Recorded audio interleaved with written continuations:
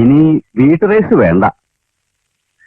ഇപ്പൊ റേസ് ഓഫീസോട് നടക്കാൻ പ്രയാസം ഉണ്ടാവില്ലല്ലോ, അടുത്തല്ലേ. എന്താ കാര്യം?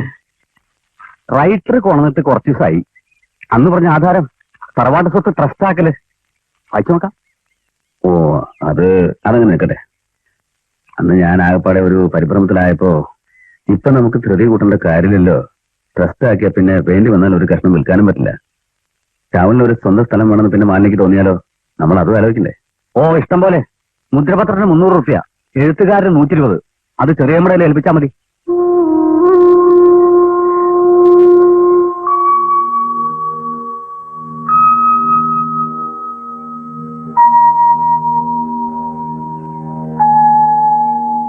നിന്നെ കാണുന്നേയില്ലല്ലോ ദുർഗ.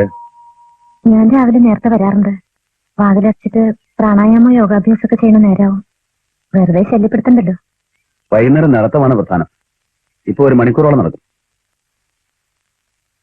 രവിയേട്ടന്റെ ദേഹം നന്നായിട്ടുണ്ട്. ആ പാമ്പിൻകാവ് വെട്ടിയത് കഷ്ടായില്ലേ? എത്ര മരങ്ങളായിരുന്നു. പഴയ മേച്ചിൽപ്പുറങ്ങളൊക്കെ കുടിയിരിപ്പുകളാക്കി കഷ്ടമുറിച്ചു പോയല്ലോ. ഒരു സ്വകാര്യം കേൾക്കണോ? എന്റെ പഴയ ബാലാരിഷ്ടകൾ വീണ്ടും കുറേശ്ശെ തല പൊക്കണുണ്ടോ എന്നൊരു സംശയം. ഈ ചികിത്സയുടെ ഫലവും പിന്നെ ഉഷ്ണം കൂടിക്കൂടി വരില്ലേ? അതല്ല ഞാൻ പറഞ്ഞു വന്നത്. ചില ലേഖനങ്ങൾ പഠനങ്ങളൊക്കെ എഴുതണമെന്ന് വിചാരിച്ചിട്ടാണ് പുസ്തകങ്ങളൊക്കെ വരുന്നത്.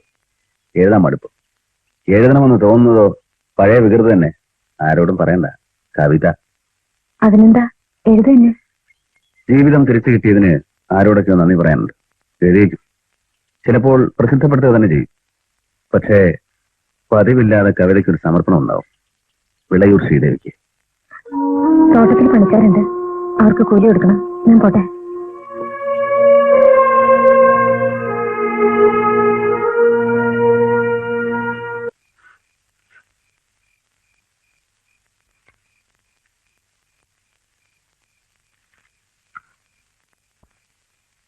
ആൻസർ പേപ്പേഴ്സ് കുറെ നോക്കാനുണ്ട്.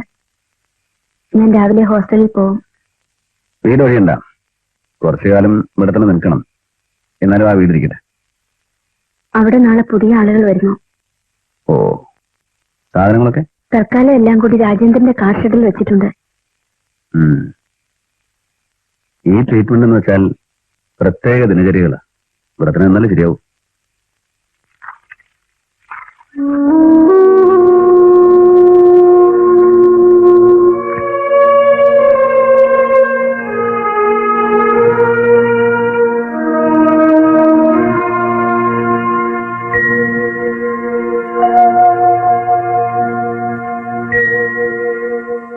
You will get the samples on Wednesday. I will send it by courier. Thank you. Let me see. ഞാൻ ബാങ്കിന്റെ ചെയർമാനോട് സംസാരിക്കട്ടെ.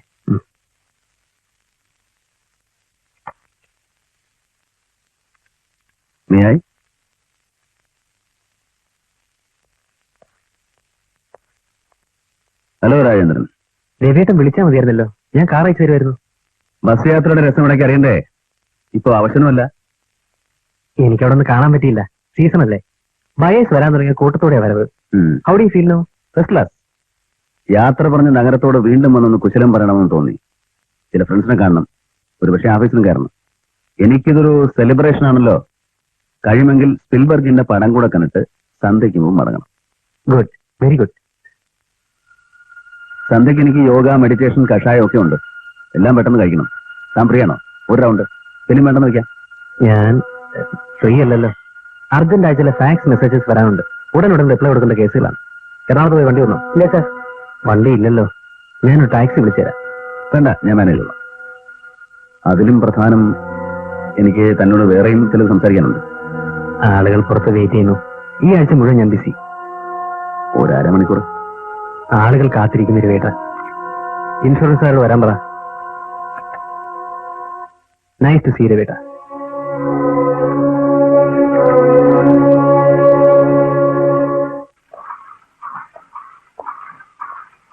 സുഖമായോ സാർ? ഇപ്പൊ വലിയ കുഴപ്പമില്ല.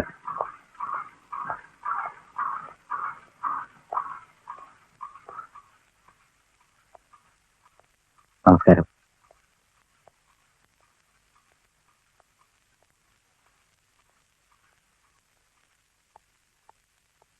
നമസ്തേ സാർ. സാറിന്റെ മുറിയിലായിപ്പോ നമ്പ്യാ സാർ ഇരിക്കണേ.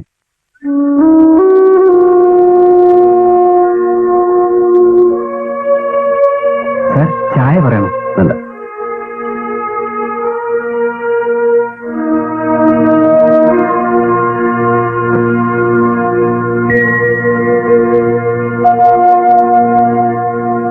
എന്റെ ടേബിളിൽ ചില പുസ്തകങ്ങളൊക്കെ ഉണ്ടായിരുന്നു.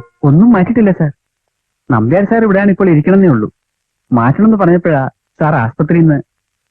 സാർ എന്നാ ജോലി ചേരണേ? ശരിച്ചിട്ടില്ല. ബാബു നൈറ്റ് ഡ്യൂട്ടി ആവൂലേ? അതെ സാർ, എന്നും ലാഷിഫ്റ്റാ. ബാബുനോടെ എന്റെ പേപ്പേഴ്സ് ബുക്കൊക്കെ ഒന്ന് നോക്കി മാറ്റി വയ്ക്കാൻ പറയും. ശരി സാർ.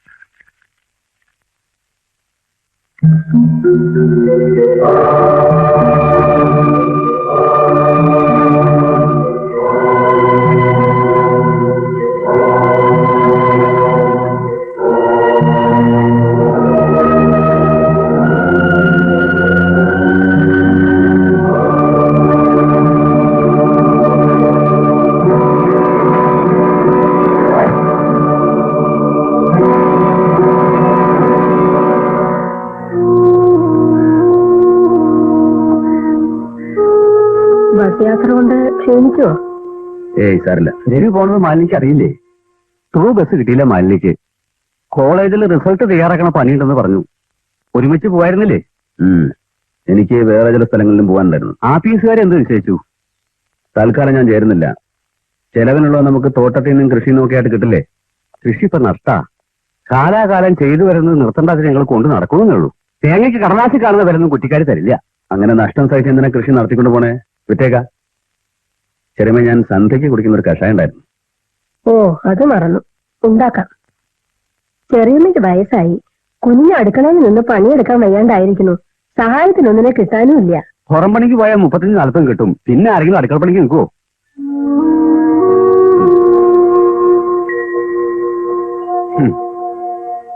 പ്രശ്നാക്കല്, തറവാട് നടത്തല്, കാശ് കോലായിൽ ആദ്യം വെക്കണമെന്ന് തീരെ എഴുതും. നോക്കിക്കോ.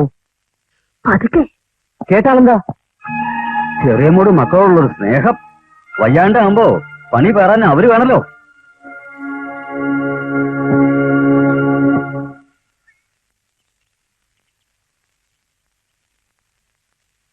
കുട്ടിയമ്മയില്ലേ? അമ്മ രാവിലത്തെ ബസ്സില് വിളയൂർക്ക് പോയി. മുത്തശ്ശിയുടെ താഴെയുള്ള അനുജത്തി മരിച്ചുവെന്ന് രാത്രി ആള് വന്നു. നീ എന്താ ഇപ്പൊ അങ്ങോട്ടും തീരെ വരാറില്ലല്ലോ? സഹായത്തിന് അവിടെ എല്ലാരും ഉണ്ടല്ലോ. നീ ദിവസവും 1-2 മണിക്കൂർ വാ. ഉച്ചയ്ക്ക് ശേഷം മതി. നിനക്ക് ഇഷ്ടമുള്ളൊരു ജോലിയുണ്ട്. ഞാൻ പറഞ്ഞു തരുന്ന എഴുതിയെടുക്കാനാ. ഞാൻ പരീക്ഷിച്ചു നോക്കി. കുറച്ച് അധികം എഴുതുമ്പോ കഴുത്തിന് വേദന, കൈക്കൊരു പറയല്.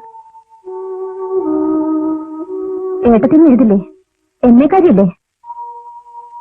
നോണമ്മാന്റെ മകള് വെറും 10ാം ക്ലാസ് അല്ലേ? എന്ന് ഞാൻ പറഞ്ഞു. എപ്പോഴെങ്കിലും 4 ആള് കൂടുന്നിടത്ത് കൊണ്ടുപോകാൻ പറ്റിയ ആളെല്ലാം തോന്നിയിട്ടുണ്ടാവും. അന്ന് നാട്ടുകാരെല്ലാരും പറഞ്ഞത് ഇന്നും എനിക്ക് ഓർമ്മയുണ്ട്. ഞാൻ അങ്ങനെ പറഞ്ഞിട്ടില്ല, വിചാരിച്ചിട്ടുമില്ല. ഒരു ഘട്ടത്തിൽ അങ്ങനെ ഇത് സംഭവിച്ചു. ജയിച്ച് സമാസമാക്കാന്ന് വെച്ച് 2ാം കളത്തിന് കരി നിർത്താൻ പറ്റില്ലല്ലോ ജീവിതത്തിൽ.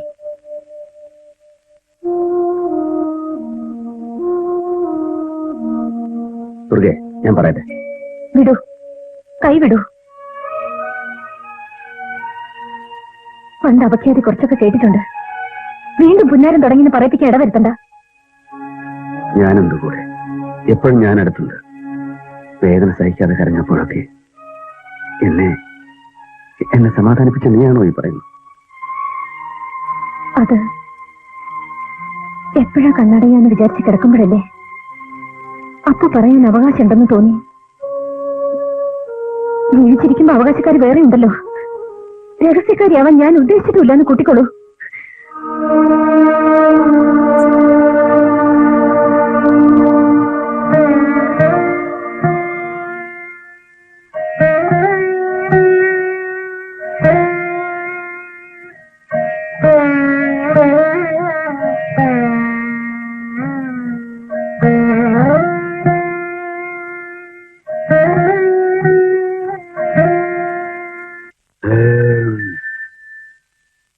അവളോട് നോക്കാൻ പറ, ആ രാജേന്ദ്രനാവും.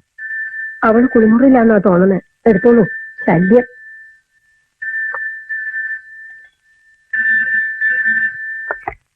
ഹലോ, ആര്? ആര്? കൃഷ്ണകുട്ടിയോ? എന്താ കൃഷ്ണകുട്ടി? കാർത്തികൻ കുട്ടികൾക്കും?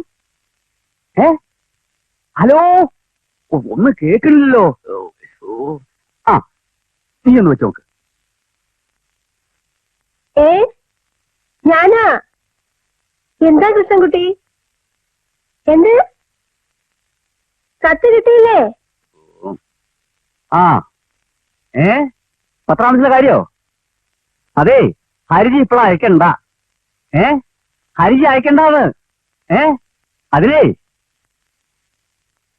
രവി ഇപ്പൊന്നും മരിക്കും തോന്നുന്നില്ല. ബാക്കി കാര്യങ്ങൾ കത്തിൽ എഴുതാം.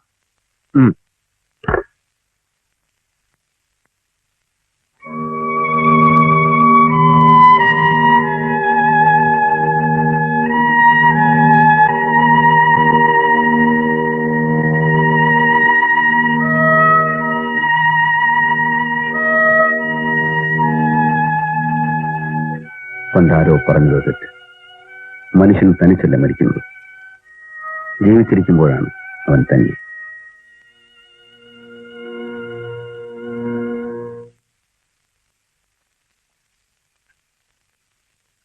കഷായത്തിന്റെ പൊടി ഒരാഴ്ചക്കും കൂടിയേ ഉണ്ടാവൂ. അവരയക്കും.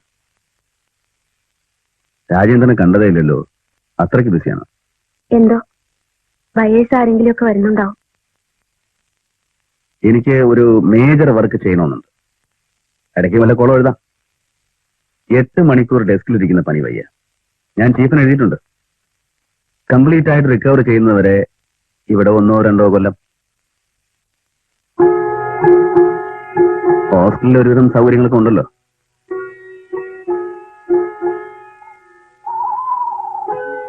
ഓ മൈ ഗോഡ്, ഞാൻ മറ്റൊരു അറേഞ്ച്മെന്റിനെ പറ്റി പറഞ്ഞത് മനസ്സാകെ സമനില തെറ്റിയ സമയത്ത് ഞാൻ എന്തൊക്കെയോ വിഡിത്തങ്ങൾ. Forget it. Just forget it. ഹോസ്റ്റലിൽ താമസം, വീക്കെൻഡിലെ വരവും പോക്കും ബുദ്ധിമുട്ടല്ലേ? നമുക്ക് സുഖമായി കഴിയാനുള്ള വക നമുക്ക് ഈ തോട്ടത്തിൽ നിന്ന് കിട്ടും. ഡോക്ടർ ഉണ്ണി പറഞ്ഞതുപോലെ നല്ല ഒന്നാന്തരം ശ്വസിക്കുന്ന മണ്ണ്. നമുക്കിതൊരു വലിയ ഫാമാക്കി ഡെവലപ്പ് ചെയ്തെടുക്കാം. എന്താ? നല്ലതാണ്. പക്ഷേ ഞാൻ ജോലി വിടുന്നില്ല. എങ്കിൽ ശരി, നിർബന്ധിക്കുന്നില്ല. എനിക്ക് എന്റെ ജീവിതക്രമം ആകെ ഒന്ന് മാറ്റിയെടുക്കണമെന്നുണ്ട്. അതിന് പറ്റിയ സ്ഥലം ഇത് തന്നെ. നിനക്കെന്താ വിഷമം? എന്താ പ്രോബ്ലം? അറിയില്ലേ,